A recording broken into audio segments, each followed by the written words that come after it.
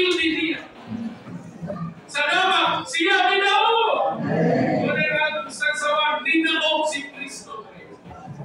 Salamat sa Ginoo mga igsoon. Yan na ipakita. Kay buhi man si Kristo. Praise the Lord. Akong Kristo buhi. And buhi si Kristo. Natulad kinabuhi. Dili managla. Dili magkahawit niya ang salamat nga itong Ginoo. Dili patay. Salamat nga itong Ginoo buhi. Atong kasinatian na tawag lang. Nagpailang yun na atong Ginoo buhi sa kasinatian natin. Daghang panahon na kita mabalaka. Daghang panahon na kita masilo. Kung sa atong masinatian, ubos na kahinta. Apan sa lihan, ulisot na sa Ginoo. Tungod kay ang Ginoo buhi alam nato. Praise the Lord. Siya po mag-recover sa praise the Lord! Atong ginubuhi ba? Nadunay ginabuhi, dili palaka. Dili makahawin niya ang kamatayan. Ito niya kagalingon na mamatay. Apan, dili yun makahawin niya ang kamatayan. Ginoo niya ang kamatayan. O nibangon siya, ikan niya. Praise the Lord! Bangon siya, ikan sa kamatayan. Walang wag niya nakahawit. O atong Ginoo, sa diyang dito siya sa lungana, nabanhaw siya. Salamat sa diyang pagkabanhaw. Mo'y nagdala, mo'y nagsuklay nato. Praise the Lord! Makailang ginutatan ni Kristo diha sa gahom, kinsapan o gilininto sa iyang pagkabanhaw. Salamat sa Pilipos 3. Siya makaila niya. Makaila bipunta sa gahom sa iyang pagkabanhaw. Akong sinatiyon at lawat-law ang Ginoo. Akong sinatiyon at lawat-law ang imong kinabuhi sa pagkabanhaw. Dahil inilang kinabuhi mo'y magdala nako ngadto sa pagsinati ninyo. Ang pagkabanhaw ni Kristo mao'y sentro sa panghimatuod sa mga apostol.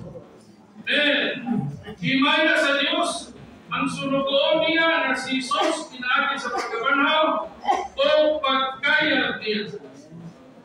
Salamat sa Ginoo. Atong Ginoo sa Juan 10, Abuhat 10.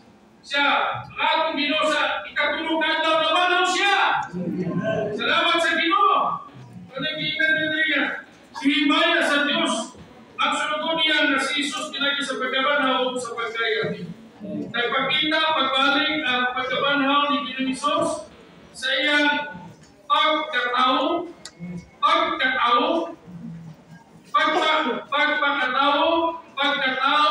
pagkinabuhi isip tao, o tinuto sa Diyos na kamatayon, o nagpakita sa ngadto sa pagkayag, pagpangalagad, o pagdumala sa langit, o pagbalik. Dahil na Ginoo, jadi sa ikaduha, naa sa pagkayag ang Kristong ipadayag sa mga buhay. Dahil na Ginoo, ang Roman numerito, kahisgot siya, kalabot sa pagkayag. Kaya ini ang igsoon, siya nga di, sa dagang panahon, di kayo ka mag-hisgot, kalabot sa pagkayag ni Kristo. Apan, kining minsayla, kahisgot sa tulong kabutang, ang iyang pagkabanhaw, ang iyang pagkayaw, o iyang malakubol sa tanan. Dili sa pagkayaw, may sunisya na, nagkinahanglan na, padayon tang mutubo sa kinabuhi. Kung mutubo ka sa kinabuhi, atong masinatian ang iyang kinabuhi sa kinabuhi. Praise the Lord! Maraming salamat sa Ginoo. Usang ka maayon tayo, nga atong Ginoo, mikayag na may iso. Ikan sa iyang pagkabanhaw, mikayag siya. Aron sa paagi, na iyang dumalahan, usahon niya, magdumala siya, galing nato, kung usahon niya himuong lawas. Praise the Lord! Maraming salamat sa Ginoo. dili ipakita na ang iyang pagkaya mga igsoon. O samtang mga may kalabutan sa kinabuhi ang pagkabanaw, may kalabutan sa posisyon ang pagkaya ng Diyos. Kung may kalabutan sa pagbulutan ang dahil ng Ginoo, dili Ginoo siya kalabot sa kinabuhi ni example itong kinabuhi ni Jacob o ni Joseph mga igsoon. Dahil ng Ginoo hindi mabahina. Ang pagkayag sa Ginoo mao'y pagsugod niya sa iyang pagkinabuhi o pagpangalagad sa mga langit. Amen. Kini ang nagdala niya ngadto sa bagong kinsakpan sa ato ba ngadto sa mga langit nagkinabuhi o nag-alagad na siya dito. Praise the Lord. Ngatong Ginoo pinaagi siyang pagkayag siya mo'y nag-alagad nato. Ipangalagaran na niya. Ngatong Ginoo ang iyang pagkayag mo'y unang anak sa iyang pagkinabuhi isip nangalagad siya kanila. Nangalagad siya dito sa kalangitan. Nagdalang bagong kinsakpan. Aron diin nga magkinabuhi ka kung nangalagad siya karong panahon ng kanila. Ngatong Ginoo walang bihunong sa iyang pagkamalagad. Sa iyang kamatay pagkabanaw ng pagkaya. Sa iyang pagkaya nagpadayon ang iyang pagpamatima. Nagpadayon ang iyang pagsangkap kanila. Then, praise the Lord. Dagang panahon, isang kamata. Gaway o dagong Panginoon na nato, kitang po sa Ginoo. Makita na ito katanan, ang source, ang Ginoo, gamikaya, mo'y nagsangkap. Praise the Lord. Bakit tayo arap ikapasigan mo? Di kita magkapasigan mo na, tungod di sa akong pagpaningkalot, na inyong amin ko karon. Tungod di kay professional ko na inanit ko karon. Tungod kay inanit ko na inanit ko karon. Huwag tayo amin. Kundi makita nato na naay Ginoo, naay Jesus, na nangalagan nato mga ito. Yatang kinatimanan sa taas na panahon. Sa diyang dinawata, unang bigayon na ginatang kinatimanan sa diyang dinawata sa kumpletong kaluwasan. Sa diyang ipatama mga magtotoo, mapagitan na kaluwasan sa kumpletong kaluwasan sa Diyos.